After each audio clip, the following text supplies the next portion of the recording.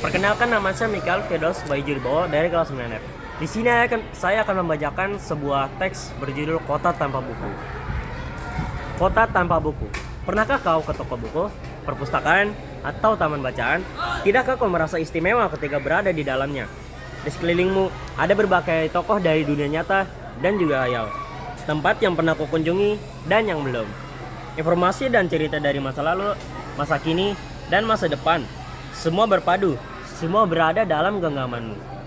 Saat berada di antara buku, tidakkah kau merasa menjadi raja dan waktu? Ruang dan waktu seolah menyatu tanpa batas. Kau bisa terbang, melintasi sekat negara, dan melewati berbagai zaman. Kau bisa menyelam ke dalam samudera, melayang di angkasa, bercana dengan aneka satwa, dan berkelana di tengah padatnya kota, juga di rimba raya.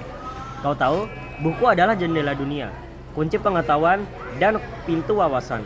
Muhammad Hatta, sang proklamator, pernah berkata, "Aku rela di penjara asalkan bersama buku, karena dengan buku aku bebas."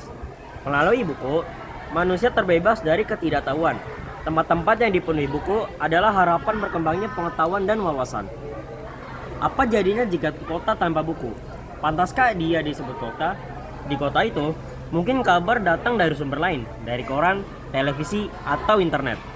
Mungkin informasi dan cerita datang dari cerita nenek moyang, bagai dongeng-dongeng sebelum tidur.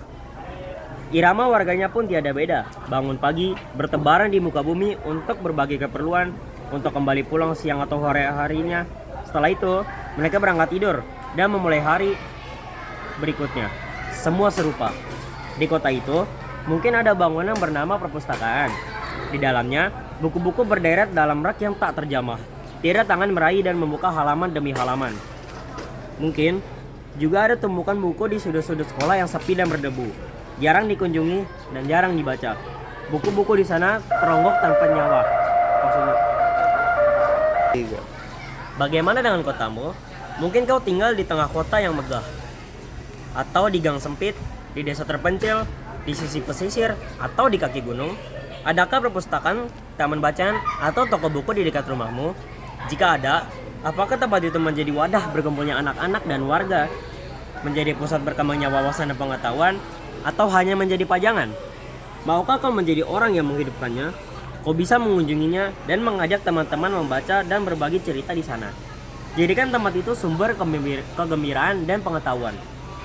Jika tempat itu belum ada, maukah kau menjadi orang yang boleh menghadirkannya? Kau bisa memulainya dari sebuah sudut di teras rumahmu. Ajak teman-temanmu mulai langkah baru. Jangan biarkan waktu berlalu tanpa buku. Siapapun dirimu, bersahabatlah dengan buku. Dia akan menjadi teman setiamu sepanjang waktu. Sekian dari saya, terima kasih.